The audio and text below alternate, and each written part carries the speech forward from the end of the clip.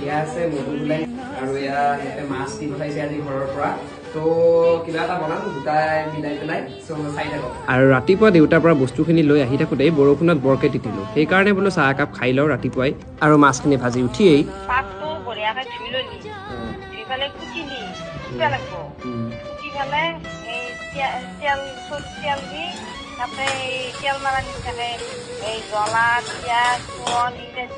এতিয়া আমাৰ main ingredient মানে হৈছে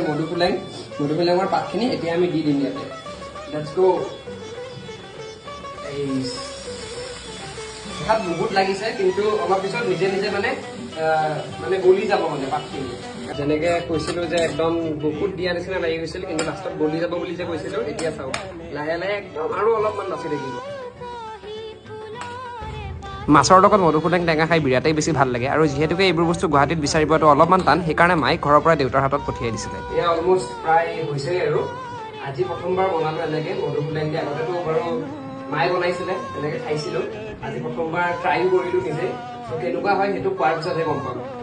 এয়া হৈছে মাগুৰ মাছ আৰু এয়া ৰৌ মাছ দি পঠাইছিলে ঘৰৰ পৰা